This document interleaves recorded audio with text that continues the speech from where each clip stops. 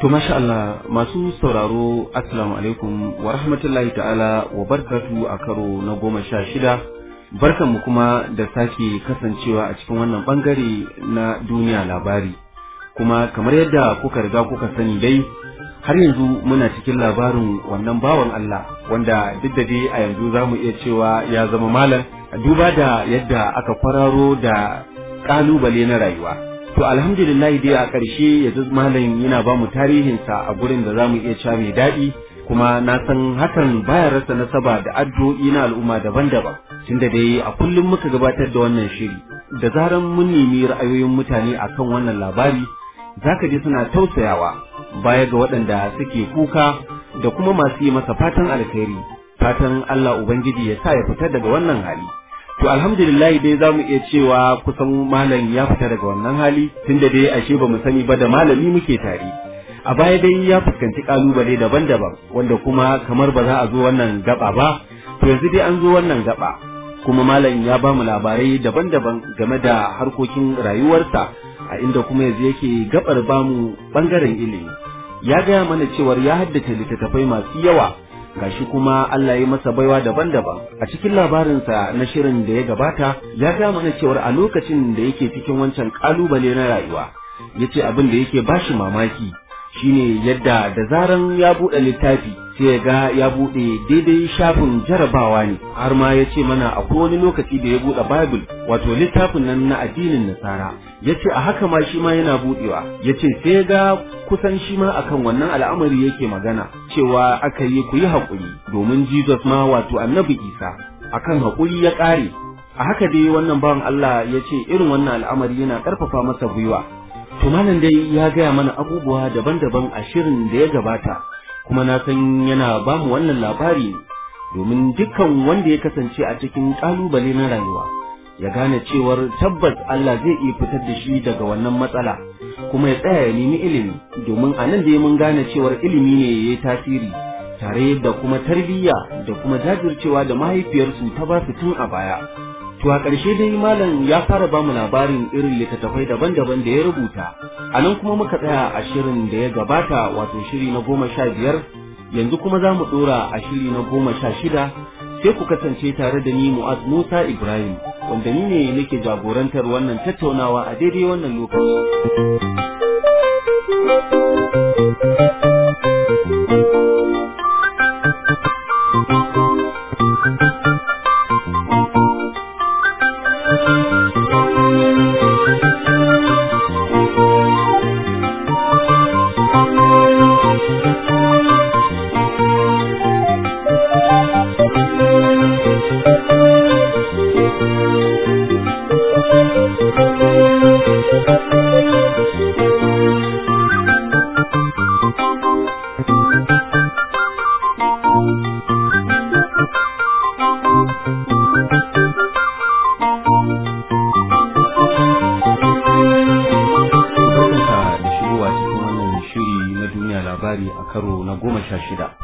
Assalamu alaikum.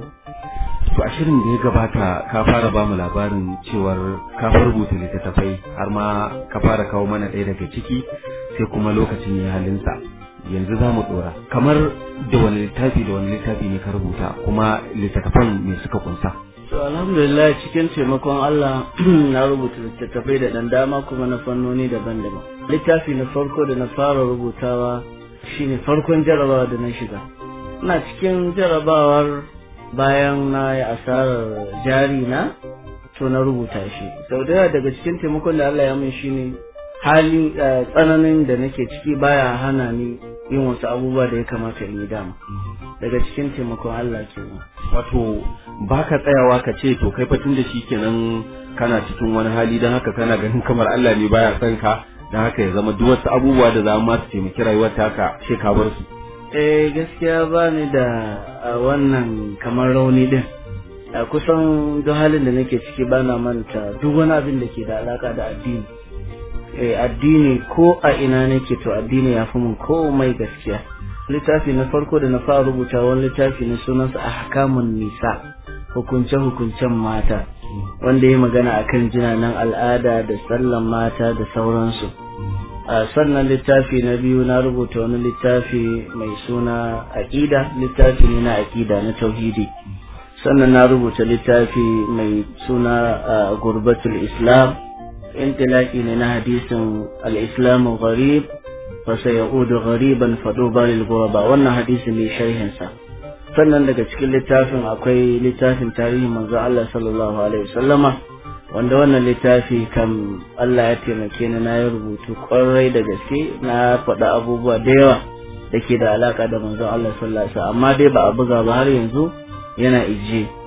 Sannan baicin shi na kuma rubuta wani littafi da ya bayani akan hukunce-hukunce na abin da ya shafi musulmi wanda yake mai sabon Allah. Duk musulmi da ke sabon Allah hukunce-hukuncen da suke kan shi na yi magana. Sannan kuma na yi rubutu akan muqaddima na Ibn Abi Zaid al-Qayrawani na risala, muqaddimarsa na dauka na ɗin sharhinta.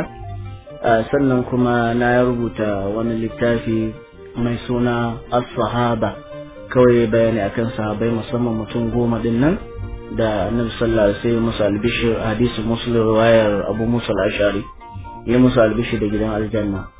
Sannan na rubuta littafi da ke bayani akan imani da kuma matsayinsa da darajarsa da yadda mu'mini suke da matsayi a wajen Allah. Sannan na rubuta littattafai dai da yawa gwargwadon hali, kuma akwai wasu makalat ne dai haka za ka dan rubuta ka gabatar a wani taro ko a wajen wani wa'azi. Amma dai alhamdulillah dan yin rubuce-rubuce da irin na almajirai namu. To a cikin waɗannan littattafai da ka ce ka rubuta akwai wannan littafi na tarihi manzon Allah sallallahu alaihi wasallam, duba da kusan zaka ga ana rubuta littattafai daban-daban akan tarihi. Wataƙila mai sauraro tunda malam yanzu so da yake ya zama ya zaburar da matasa, in aka keto daga guri ya zama fa an miƙa sosai, za su so su ji me da me wannan littafin ya kunsa ne, tunda muna da tarihi manzon Allah daban-daban. Annabi sallallahu alaihi wasallama ya kai matsayin da ya kamata duk wanda Allah ya azurta shi da fahimta ta addini ya rubuta littafin tarihinsa, kasancewar matsayinsa a wajenmu. Littafin tarihin Annabi sallallahu alaihi wasallam, duk wanda ya karanta wannan littafin duk da yana nan ba a buga ba, kuma ina fatan duk lokacin da Allah ya bani iko insha Allah zan buga shi. Sunansa Linzamin Rayuwata. Sunan littafin? Sunansa kenan Linzamin Rayuwata, Hausa ne da Arabiya, da haɗe da ayoyi da hadisai. Ina son littafin fiye da kowane littafi da Allah ya kaddara na rubuta shi, ba dan wani abu sai don abu na farko na kawo tarihin Annabi sallallahu alaihi wasallam da tarihin ƙasar Saudiyan kanta da kafuwarta da kuma abin da ya shafi bangarorin matayensa. Sau da yawa a littattafan tarihi zaka ga wasu can matayen Annabi 9 ne, amma bincike na ya gano su 15 ne matayensa, kuma a haka na rubuta. Sai dai ya rayu da guda 9. Khadija, ummuna Khadija ta rasu a lokacin tana ita kadai a rayuwar Makka kenan, sannan ya zauna da 9. Sannan a cikin rayuwarsa ta Madina ya auri wasu mataye da manzo Allah ya rabu da su. Da yawa malaman tarihi sukan kawo sai matayen Annabi 9 ne, amma bincike ya gano cewa ba 9 bane, su 15 ne. Ya dai zauna da guda 9 fitattu a rayuwar Madina, kuma ya auri ita ummuna Khadija a Makka kafin a hijira, wanda bai taba mata kishiya ba ta koma zuwa ga Allah. To bayan ita din ne ya auri 9 dan kaga 10 kenan. To kuma Annabi sallallahu alaihi wasallam ya auri wasu matayen ya rabu da su kamar yadda yazo a cikin littattafan hadisi da nasira. Na farko akwai Shamba'u, ɗaya ne daga cikin matayen Annabi sallallahu alaihi wasallam, lokacin da Ibrahim dan manzon Allah wanda ummuna Mariyatul Qibtiyya ta haifa ya rasu, take cewa anya kai annabi ne da ƴaƴanka ba za su rasu ba. Manzo Allah ya ce to ki tafi gidanku, ya rabu da ita. Akwai irin su Aliya ibn Zu'aib as-Sa'diyya, wadda ita ma annabi ya rabu da ita da illatin kamar yadda hadisi ya tabbata yana na cikin bulugul mara da ya aure ce ga wata illa a jikinta sai ta ilhaqi ila ahlik yace ki tafi gidanku. Sannan akwai wacce kuma aka yi mata kaman zagon ƙasa kamar yadda malaman hadisi suke kawowa cewa lokacin da annabi sallallahu alaihi wasallam ya aure ta aka ce mata kice a'udhu billahi minka, ina neman tsarin Allah daga gare ka. Da ta faɗa haka annabi ya ce lalle kin nemi tsarin Allah daga gare ni ki koma gidanku. So akwai su waɗannan amma malaman tarihi ba sa kawo su. Abu na farko amma ni na kawo su kuma na ba manzo Allah kariya akan ga dalilan da yasa manzo Allah ya rabu da su. Sannan wannan littafin daga cikin abin da yasa nake son shi fiye da kowane littafi da na rubuta shine a cikinsa ya ɗauko abubuwa da yawa na waƙe manzo Allah da baitocinsa. misali akwai wani baiti da nake cewa uzurar rasulullahi in qasartu fi wasfi asluka fa innahu lan yusafa wallahi daw jaddal abaqaratu kulluhum li wasfi aslu ahmadu ma kafa wallahi law qabaru rasuli tafajjarat anwaruhu walla waqtafa. baitoci ne lokacin da na kawo silsilar sa dan zuriyarsa sai na wake shi nake cewa manzo Allah kai mina hakuri in na takaita a cikin bada labarinka wallahi da kabarinka zai bude hasken kabarinka ya zo to da ya disa shi hasken rana da duniya gaba daya. haka buba haka ne ta baitoci. So wannan ya burge ni. Abu na uku shine na kawo baitoci na waɗanda suka waƙi annabi sallallahu alaihi wasallam a cikin harshen Hausa ma. Misali bari ba misali kaman Dr. Aliyu na Mangi da ke Zaria ya kawo wani baiti cikin littafin sa na Infiraji ya burge ni, na kawo shi ciki yana cewa shi tawali'u ne halinsa in ya hangi mutum a nesa sai ya tashi ya je su gaisa don cikakken hankalinsa dobinsa da kai bai yawa ba. Yace dan adalci shi uwa ne gun marayu shi uba ne duk da an san shugaba ne ba ya ce maka ya fi wani tun bai kai shekara 7 ba. Wa ya kai waye kamar ka, wa ya kai asali ya naka, wa ya san matukar rabanka tun da Allah ya yabe ka duk wanda ya ƙi kama ya gaba. Wannan daga cikin na kawo wannan. Sannan abu na 4 kenan daga cikin abin da ya burge ni da littafin shine na kawo wasu philosophers masana akan harkar duniya irin su Gibbon Opie, irin su Kazim wani mutumin Canada an haife shi a 1804 idan shekara 200 da wani abu. A cikin littafinsa na Western History ya waƙe manzo Allah ya yabe shi, yace shi ba musulmi ba, yace duk duniya ba ta taba ganin wani nagartaccen mutum da ya tarbiyyar mutanensa suka bi shi 100% kaman wannan manzon musulmin ba, da haka shi mutumin kirki ne. Kaga wannan yabo ne.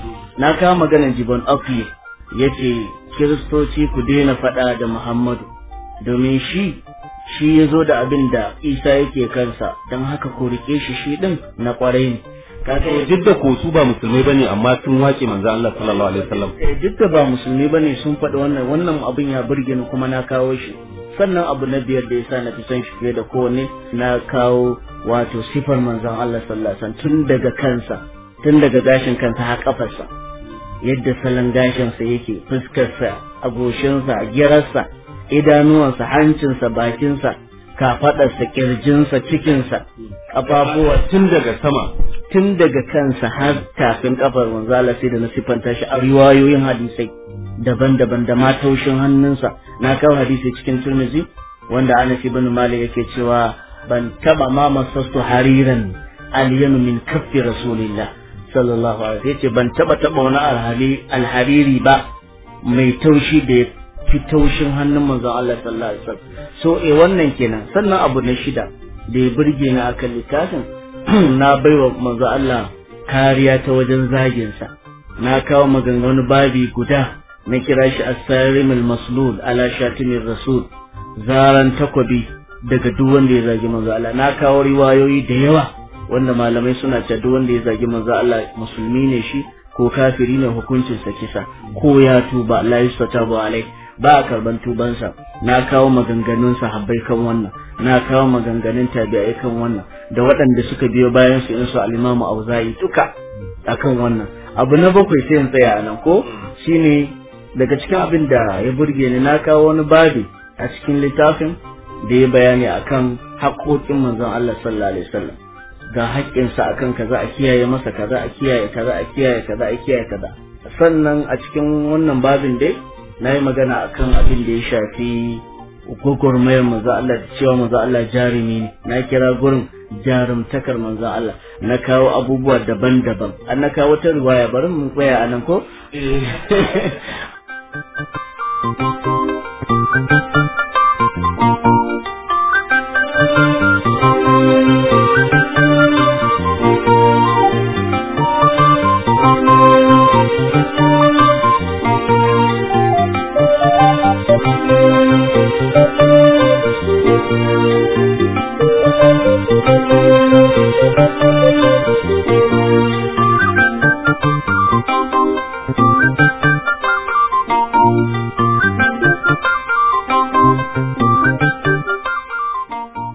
ina ganin malam watakila za mu tafi gaba, musamman bangaren karatun boko shi kuma a nan, tunda mun ga can kayi zurfi sosai, ka dan dawo tunda a baya ka ba mu labarin yadda kusan an yi karatun nan da daɗi babu daɗi, musamman tun daga primary din har secondary school, har aka zo kuma ka ce ma ka fara karatun diploma a wata babban makaranta, kuma a ƙarshe dai ba a samu an ƙarisa ba.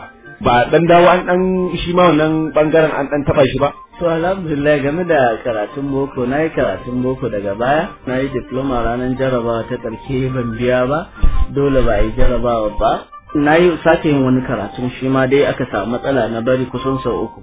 To wannan karatuttukan sai kuma suka taimake ni idan na maka magana akan abin da ya shafi law, shari'a kenan, tun daga abin da ya shafi misali Islamic laws, customary law, public law da sauransu, zaka ga to lalle zaka gane ni ma ina da dan ido akai. Sannan abin da ya shafi kuma ilimin education kansa, na yi karatu gwargwadon hali daga baya. To waɗannan ilmoman da duka na yi na kasa samun certificate a lokacin, to daga baya sai na koma makaranta, na koma ABU Zaria, kuma na fara karatu a can. Daga karke dai na yi difarin, amma dai na ƙarike kusan na kammala alhamdulillah. Zunna gab da kammala digiri na farko kenan a abin da ya shafi ilimin boko. Sannan kuma ni malamin makaranta ne, yana na dan kokari a turanci haka, larabci da sauran wasu abubuwa makamancin wannan. Ina rubuce ma har da turanci. Amma a kamar makarantar turancin kace koyarwa? Dama ko lokacin da na shiga jami'a a matsayin zan karanta shari'a, an bani shari'a law, na ce a ba zai yi karatun addini a gida ba kuma in je jami'a, ni boko zai. To sai aka ce min to in civil law, to sai ni apply civil law, so da turanci ake yi. To ko da na zo yanzu a matsayin na malamin makarantar boko da addini, kuma ina karantawa da turanci, ina karantar da government, sannan kuma ina karantar da Islamic studies shi ma dai duka ina hadawa duka, in yi na turanci in yi na larabci da arabiya ma.